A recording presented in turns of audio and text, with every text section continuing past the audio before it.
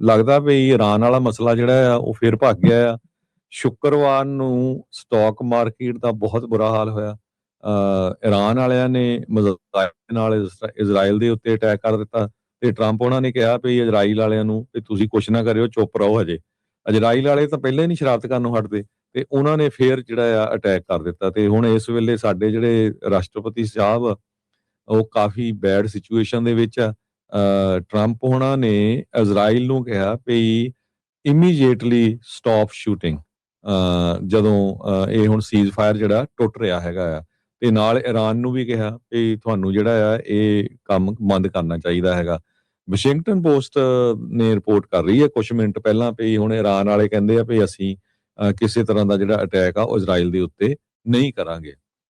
ਸੋ situation ਇੱਕ ਵਾਰੀ ਫੇਰ ਇਦਾਂ ਲੱਗਦਾ ਸੀ ਵੀ ਲਗਭਗ ਸਮਝੌਤਾ ਹੋ ਗਿਆ ਆ ਤੇ ਹੁਣ ਫੇਰ ਜਿਹੜੀ ਆ ਬਹੁਤ ਜ਼ਿਆਦਾ ਗਰਮ ਹੋ ਗਈ ਹੈਗੀ ਆ। ਜਿਸ ਤਰ੍ਹਾਂ ਮੈਂ ਤੁਹਾਨੂੰ ਸਟਾਕ ਮਾਰਕੀਟ ਦਾ ਦੱਸਿਆ ਵੀ ਫਰਾਈਡੇ ਬਹੁਤ ਜ਼ਿਆਦਾ ਲੋਕਾਂ ਦੇ ਪੈਸੇ ਲੱਖਾਂ ਦੇ ਹਿਸਾਬ ਨਾਲ ਪੈਸੇ ਲੂਜ਼ ਹੋਏ ਆ। ਅੱਜ ਏਸ਼ੀਆ ਦੇ ਵਿੱਚ ਜਿਹੜੀ ਮਾਰਕੀਟ ਆ ਉਹ ਬਲੀਡ ਕਰ ਰਹੀ ਹੈ, ਬਲੀਡਿੰਗ ਹੋ ਰਹੀ ਉੱਤੇ। ਖਾਸ ਕਰਕੇ ਜਿਹੜੀ ਨਿੱਕੇ ਇੰਡੈਕਸ ਵਾ ਬਹੁਤ ਡਾਊਨ ਜਿਹੜੀ ਗਈ ਹੈਗੀ ਆ। ਮੈਂ ਕਈ ਆਰਟੀਕਲ ਪੜ੍ਹਦਾ ਸੀ, ਰਾਜਕਨਵੀਰ ਸਿੰਘ ਜੀ ਕਹਿੰਦੇ ਵੀ ਜੇ ਇਹ ਸਿਚੁਏਸ਼ਨ 2-4 ਮਹੀਨੇ ਹੋਰ ਚੱਲਦੀ ਰਹੀ ਤੇ ਦੁਨੀਆ ਦੇ ਵਿੱਚ ਫੂਡ ਦਾ ਬਹੁਤ ਜ਼ਿਆਦਾ ਘਾਟਾ ਹੋਊਗਾ। ਹਾਂਜੀ ਉਹ ਇੱਕ ਬਹੁਤ ਵੱਡੀ ਪ੍ਰੋਬਲਮ ਪੈਣ ਜਾ ਰਹੀ ਆ। ਤੇਲ ਤਾਂ ਘੱਟ ਪੈਣਾ ਹੀ ਪੈਣਾ ਆ। ਹੁਣ ਫਰਟੀਲਾਈਜ਼ਰ ਨਹੀਂ ਮਿਲ ਰਿਹਾ, ਉਹ ਤੋਂ ਬਾਅਦ ਜਿਹੜਾ ਫੂਡ ਦੀ ਸ਼ਾਰਟੇਜ ਹੋਊਗੀ। ਇਹ ਨਹੀਂ ਵੀ ਅਮਰੀਕਾ 'ਚ ਨਹੀਂ ਹੁੰਦੀ ਹੈਗੀ, ਨਾ ਹੀ ਯੂਰਪੀਅਨ ਯੂਨੀਅਨ ਮੁਲਕਾਂ 'ਚ ਹੋਣੀ ਆ। ਉਹਨਾਂ ਵਿਚਾਰੇ ਜਿਹੜੇ ਥਰਡ ਵਰਲਡ ਕੰਟਰੀਜ਼ ਹੈਗੇ, ਗਰੀਬ ਮੁਲਕ ਆ, ਉੱਥੇ ਇਹਦਾ ਅਸਰ ਬਹੁਤ ਜ਼ਿਆਦਾ ਪਊਗਾ। ਯਾ ਸੋ ਟਰੰਪ ਹੋਣੀ ਹੁਣ ਵਿੱਚ ਇਰਾਨ ਵਾਲਿਆਂ ਨੂੰ ਵੀ ਕਹਿ ਰਿਹਾ ਵੀ ਤੁਸੀਂ ਅਟੈਕ ਨਾ ਕਰੋ ਤੇ ਇਜ਼ਰਾਈਲ ਵਾਲਿਆਂ ਨੂੰ ਵੀ ਕਹਿ ਰਹੇ ਆ, ਕਿਉਂਕਿ ਇਜ਼ਰਾਈਲ ਵਾਲੇ ਬੈਰੂਤ ਦੇ ਵਿੱਚ ਉਹਨਾਂ ਨੇ ਕਾਫੀ ਅਟੈਕ ਕੀਤੇ ਸੀ ਤੇ ਫਿਰ ਹੈਜ਼ਬੁੱਲਾ ਵਾਲਿਆਂ ਨੇ ਉਹਨਾਂ ਦੇ ਉੱਤੇ ਅਟੈਕ ਕਰਨੇ ਜਿਹੜੇ ਸ਼ੁਰੂ ਕਰ ਦਿੱਤੇ ਹੈਗੇ ਆ। ਸੋ ਅੱਜ ਦੀ ਡੇਟ ਦੇ ਵਿੱਚ ਜਿਹੜੀ ਸਿਚੁਏਸ਼ਨ ਆ ਮਿਡਲ ਈਸਟ ਦੇ ਵਿੱਚ, ਉਹ ਫਿਰ ਜਿਹੜੀ ਆ ਬਹੁਤ ਟੈਂਸ ਜਿਹੜੀ ਆ ਉਹ ਬਣੀ ਹੋਈ ਹੈਗੀ। ਜੀ ਬਿਲਕੁਲ ਹਰਜੋਤ ਸਿੰਘ ਜੀ। ਸੋ ਹੁਣ ਈਰਾਨ ਵਾਲੇ ਕਹਿ ਰਹੇ ਆ ਵੀ ਅਸੀਂ ਜਿਹੜੇ ਅਟੈਕ ਕਰ ਰਹੇ ਸੀ ਉਹ ਇਜ਼ਰਾਈਲ ਦੇ ਉੱਤੇ ਉਸ ਨੂੰ ਰੋਕਾਂਗੇ। ਈਰਾਨ ਵਾਲੇ ਤਾਂ ਉੱਥੇ ਸੜਕਾਂ ਤੇ ਉਤਰ ਕੇ ਜਸ਼ਨ ਮਨਾਉਣ ਲੱਗ ਗਏ ਵੀ ਜਦੋਂ ਈਰਾਨ ਨੇ ਇਜ਼ਰਾਈਲ ਦੇ ਉੱਤੇ ਇਸ ਵਾਰ ਇਹਨਾਂ ਨੇ ਪਹਿਲੋਂ ਮਿਜ਼ਾਈਲ ਹਮਲਾ ਜਿਹੜਾ ਉਹ ਕਰ ਦਿੱਤਾ। ਹੁਣ ਤੁਸੀਂ ਇਹ ਅੰਦਾਜ਼ਾ ਲਾਓ ਵੀ ਇੱਥੇ ਬਣ ਕੀ ਜਿਹੜਾ ਹੋ ਰਿਹਾ ਆ, ਇਹ ਸਟਰੋਂਗ ਹੋਏ ਆ, ਇਹ ਵੀਕ ਹੋਏ ਆ, ਇਹ ਅਚਨਚੇਤੇ ਅਟੈਕ ਕਾਤੇ ਆਇਆ। ਇਹ ਉੱਦਾਂ ਚਲੋ ਇਹ ਦੇਖਦੇ ਰਹੇ ਆਪਾਂ ਵੀ ਅਮਰੀਕਾ ਦੇ ਨਾਲ ਜਾਂ ਇਜ਼ਰਾਈਲ ਦੇ ਨਾਲ ਜਦੋਂ ਗੱਲਬਾਤ ਇਹਨਾਂ ਦੀ ਚੱਲ ਰਹੀ ਹੁੰਦੀ, ਉਹਨਾਂ ਉੱਤੇ ਹਮਲਾ ਹੋ ਜਾਂਦਾ ਰਿਹਾ ਆ। 2-3 ਵਾਰੀ ਆਲਰੇਡੀ ਇਹ ਹੋ ਚੁੱਕਾ ਆ। ਇਹ ਜਦੋਂ 28 ਫਰਵਰੀ ਨੂੰ ਲੜਾਈ ਸ਼ੁਰੂ ਵੀ ਹੋਈ ਸੀ, ਉਦੋਂ ਵੀ ਇਹਨਾਂ ਦੀ ਗੱਲਬਾਤ ਚੱਲ ਰਹੀ ਸੀ ਯੂਰਪ ਦੇ ਕਿਸੇ ਮੁਲਕ ਦੇ ਵਿੱਚ, ਵੀ ਉੱਥੇ ਸੱਦੇ ਆ ਗੱਲਬਾਤ ਕਰਨ ਨੂੰ ਤੇ ਪਿੱਛੋਂ ਜਿਹੜਾ ਉਹ ਅਟੈਕ ਸ਼ੁਰੂ ਹੋ ਗਿਆ। ਸੋ ਡੋਨਲਡ ਟਰੰਪ ਹੁਣੀ ਕਸੂਤੇ ਜਿਹੜੇ ਉਹ ਫਸੇ ਆ। ਨੇਤਨਯਾਹੂ ਨੂੰ ਕਹਿ ਤਾਂ ਉਹਨਾਂ ਨੇ ਦਿੱਤਾ ਹਰਜੋਤ ਸਿੰਘ ਜੀ ਵੀ ਹਮਲਾ ਨਾ ਕਰੀ ਮਿੱਤਰ, ਪਰ ਨੇਤਨਯਾਹੂ ਦਾ ਬਿਆਨ ਇਹ ਆਇਆ, ਕਹਿੰਦਾ ਵੀ ਅਸੀਂ ਹੋਰ ਵੀ ਜ਼ਿਆਦਾ ਤਾਕਤ ਦੇ ਨਾਲ ਈਰਾਨ ਦੇ ਉੱਤੇ ਜਿਹੜਾ ਉਹ ਹਮਲਾ ਕਰਾਂਗੇ। ਸੋ ਟਰੰਪ ਹੁਣਾਂ ਦੀ ਕੌਣ ਸੁਣੂਗਾ ਤੇ ਕੀ ਉਹਨਾਂ ਦੀ ਗੱਲ ਨੂੰ ਅਣਗੌਲਿਆਂ ਕਰਕੇ ਗੱਲ ਇਹ ਜਿਹੜੇ ਕੌਨਫਲਿਕਟ ਆ ਉਹ ਅੱਗੇ ਹੋਰ ਵੱਧਦਾ ਰਹੂਗਾ। ਇਹ ਜਿਹੜੀ ਉਹ ਦੇਖਣ ਵਾਲੀ ਜਿਹੜੀ ਉਹ ਗੱਲ ਜਿਹੜੀ ਉਹ ਰਹੇਗੀ।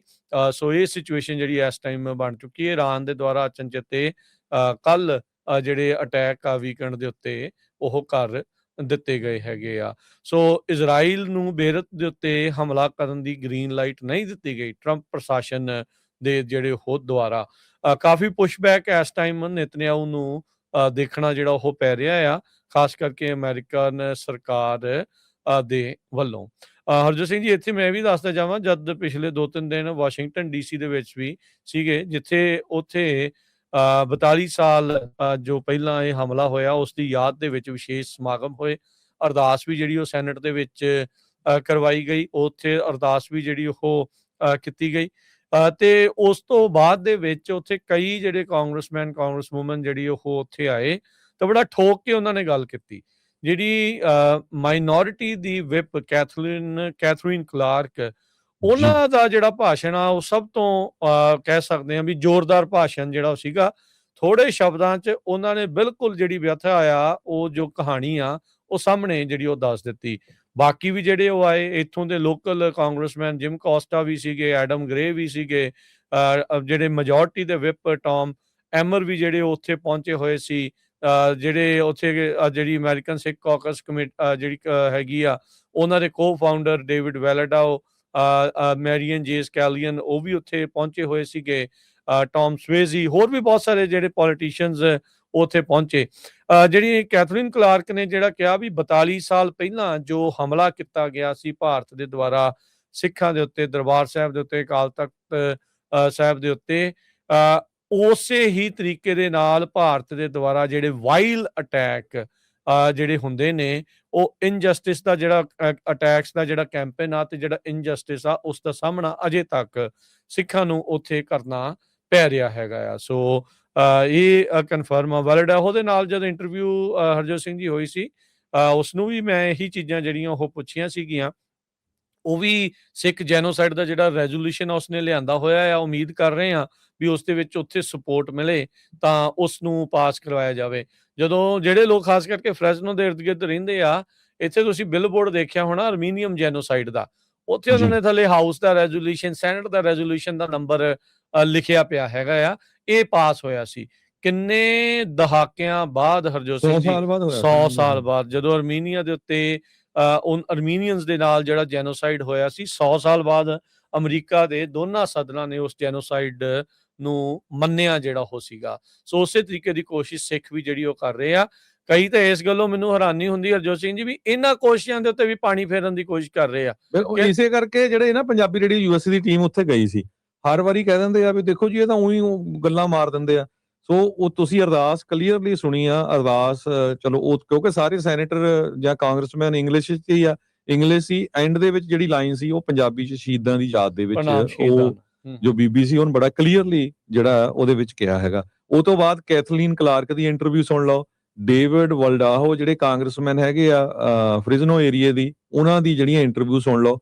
ਸੋ ਜਿਹੜੇ ਭਾਰਤ ਪੱਕੀ ਮੀਡੀਆ ਹੈ ਨਾ, ਉਹਨਾਂ ਦਾ ਪੂਰਾ ਜ਼ੋਰ ਲੱਗਾ ਆ ਵੀ ਜਿੱਥੇ ਵੀ ਕਿਤੇ ਸਿੱਖੀ ਦੀ ਜਾਂ ਸਿੱਖਾਂ ਦੀ ਹੱਕ ਦੀ ਮਾੜੀ ਜਿਹੀ ਵੀ ਗੱਲ ਹੋਵੇ, ਨੋ ਮੈਟਰ ਜਿਹੜਾ ਮਰਜ਼ੀ ਕਰਦਾ ਹੋਵੇ, ਆਪਾਂ ਉਹਨਾਂ ਨੂੰ ਬਦਨਾਮ ਕਰਨਾ ਹੀ ਕਰਨਾ ਹੈਗਾ।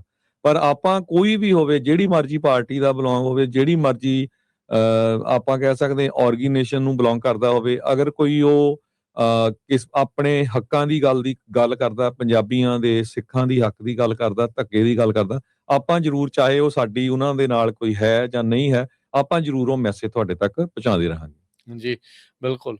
ਸੋ ਮੈਂ ਜਿਹੜੀ ਗੱਲ ਇੱਥੇ ਨਾਲ ਇਹ ਜੋੜਨੀ ਸੀਗੀ ਵੀ ਮੈਂ ਉੱਥੇ ਜਿਹੜਾ ਉਹ ਦੇਖਿਆ ਵੀ ਕਿਸ ਤਰੀਕੇ ਦੇ ਨਾਲ ਇਜ਼ਰਾਈਲ ਦੀ ਲੌਬੀ ਵਾਲੇ ਜਿਹੜੇ ਇੰਨੇ ਕੁ ਲੋਕ ਮੈਨੂੰ ਉੱਥੇ ਵਾਸ਼ਿੰਗਟਨ ਦੇ ਉਹਨਾਂ ਗਲਿਆਰਿਆਂ ਦੇ ਵਿੱਚ ਜਿਹੜੇ ਉਹ ਦਿਖੇ, ਕਿਉਂਕਿ ਆਪਾਂ ਨੂੰ ਪਤਾ ਹੀ ਆ ਜੋ ਸਿਚੁਏਸ਼ਨ ਜਿਹੜੀ ਇਸ ਟਾਈਮ ਚੱਲ ਰਹੀ ਆ, ਤੇ ਜਿਹੜਾ ਅਕਸਰ ਅਮਰੀਕਾ ਦੇ ਵਿੱਚ ਹੁਣ ਇਹ ਗੱਲ ਆਖ ਦਿੱਤੀ ਜਾਂਦੀ ਵੀ ਇਹਨਾਂ ਦਾ ਕੰਟਰੋਲ ਬਹੁਤ ਆ, ਉਹ ਕੰਟਰੋਲ ਇਸੇ ਲਈ ਹੋਈ ਆ ਵੀ ਉਹ ਉਹਨਾਂ ਗਲਿਆਰਿਆਂ ਦੇ ਵਿੱਚ ਤੁਰੇ ਹੀ ਜਿਹੜੇ ਉਹ ਰਹਿੰਦੇ ਆ, ਉੱਥੇ ਹੀ ਉਹਨਾਂ ਨੇ ਬੰਦੇ ਹਾਇਰ ਕੀਤੇ ਆ, ਲੌਬਿਸਟ ਹਾਇਰ ਕੀਤੇ ਆ, ਉਹ ਉੱਥੇ ਆਪ ਜਿਹੜੇ ਉਹ ਤੁਰੇ ਰਹਿੰਦੇ ਆ। ਸੋ ਸਿੱਖਾਂ ਨੂੰ ਵੀ ਜਿੱਦਾਂ ਅਮਰੀਕਨ ਸਿੱਖ ਕਾਕਸ ਆ ਜਾਂ ਹੋਰ ਕੋਈ ਵੀ ਕਾਕਸ ਬਣਾਈ ਆ, ਆਈ ਥਿੰਕ ਕੋਈ ਖਾਲਿਸਤਾਨ ਕਾਕਸ ਵੀ ਹੈਗੀ ਆ, ਵੀ ਉਹ ਵੀ ਜਿਹੜੇ ਕੁਛ ਨਾ ਕੁਛ ਇਦਾਂ ਦੇ ਕਾਰਵਾਈਆਂ ਕਰਦੇ ਰਹਿਣ।